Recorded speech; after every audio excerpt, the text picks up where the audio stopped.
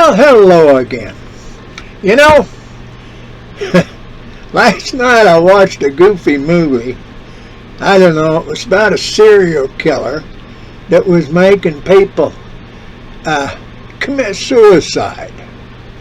Now, he was going to painfully shoot them in the knee and in the shoulder and until he finally got and did a kill shot if they didn't do it themselves, if they didn't commit suicide. One was a feller hanging himself, pushing the chair out. One was a lady. I don't remember what that one was, but anyway. And then people was all, oh, don't make me do it. Oh, I don't want to die. Well, anyway, got me thinking about fear. So I was just thinking about fear. I woke up 2 or 3 times during the night thinking about fear. Well, you know, fear is really an irrational thing if you think about it. Now, people are afraid. It's kind of comical, I guess, because some people are deathly afraid of spiders. Some people are deathly afraid of bees or hornets. And some of them got a good reason because they're allergic to the venom that's in their sting or in the spider's bite or whatever. But they're all beneficial to man. And some, people are afraid of different things. Now, I don't know what them people, back in the 70s, 60s, 70s, back there was some kind of monks that took a time, and there were several of them, turned themselves into human torches, protesting different things.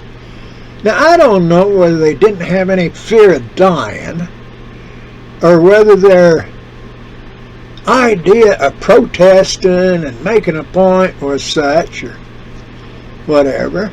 And then there's people that come along, you hear about these murder-suicides and stuff like that, or you see somebody. I can't figure out why anybody would kill himself.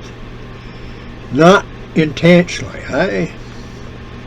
I just can't figure that. Of course, now I'm a religious man and I believe in God.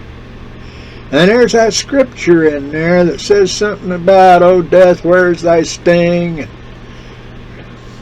grave, where's the fear? Or whatever. Well, I ain't afraid of that.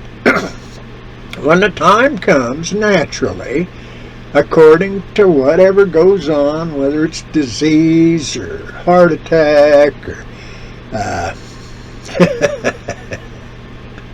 the sky falling, or this whole rebellion stuff that's going on, all these people going nuts and starting things like Hamas moving in on Israel, murdering people, or all that stuff that's going on in Ukraine, between Russia and Ukraine, that the Western powers are supplying all the ammunition to Ukraine so they can kill themselves.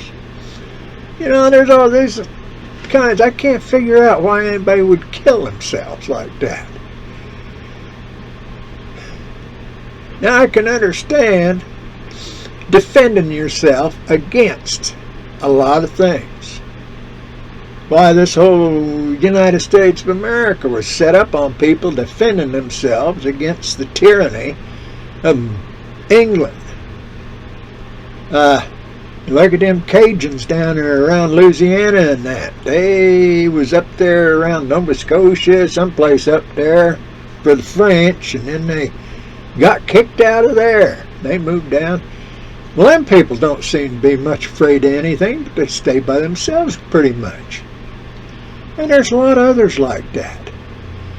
Now, this whole thing about global warming, climate change, oh, the sky is falling, the sky is falling. That's exactly what it is. There's nothing they can do about that, basically, if you sit and think about it. I don't care what you think about fossil fuels, and CO2 and all that.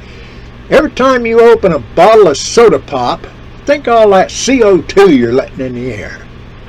If you put off a CO2 fire extinguisher, think all that CO2 you're putting in the air.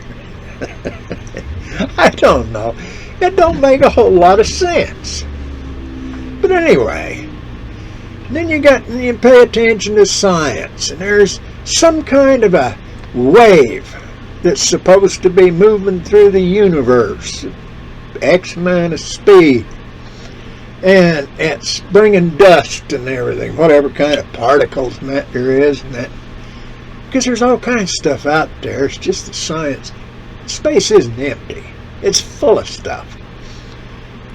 Full of stuff to make other stuff.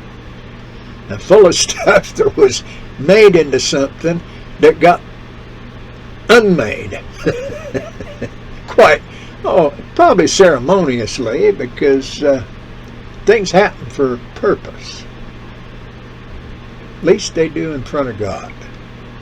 That's like, I'm not afraid of too much stuff. Fear doesn't keep you from touching a hot stove. No, that's good sense. Because you touched it once and got burnt, and you know that it hurt for a few days after, so you don't touch a hot stove. You just know that it's a hot stove. Now, most people go driving down the road. Now they got these cars that drive themselves. What about that failure in that artificial intelligence that drives that car for you? You ever think about that? There's all kinds of little things that can happen. Just a little connection somewhere inside one of those silicon chips. And that car is going to run underneath the front end of that diesel truck that weighs 80,000 pounds coming at you. Think about that. Of course, these people get out there and some woman got 3 kids in the back seat. One of them in a child seat and 2 of them strapped into seat belts because they're older. And she's yelling at them, and she's leaned over, and she turned around. "No, you kids, stop that!" And just naturally, as she turns around, that hand pulls that steering wheel down. What's over there? Where that car's headed for? Wham! Now, that's a failure in one of them silicon chips. Only that's one of them ones that God made, not the one. And if you ever think about it, from my way of thinking, women, this whole thing about babies and having children and abortions and everything, well, they made a contract with God to get born on this planet. Their contract was they'd make they'd make new bodies for spirits to be put into, so all them people could get out of the spirit world and live on the earth for at least a few minutes. Them babies that they're born, they take a few breaths and die, or they live a couple of days. They've got their body. That's the important thing. Of course, people don't believe that, and I really don't care. I do. I know. Hey, I have been around a long time. There's a lot of things. That war stuff, there's no sense to it. Now, if somebody is attacking you, like the United States going into all these places like Korea and Vietnam, let them Koreans take care of themselves. Let them Vietnamese take care of themselves. Let them Iraqis take care of themselves. Most every country you get into, if you sit and think about it, it's a blood feud of some kind amongst relatives. Even the Hatfields and McCoys was probably mad at each other. Some guy went out with one of the other guy's daughters, and she got knocked up or something, and that was the Hatfields and McCoys.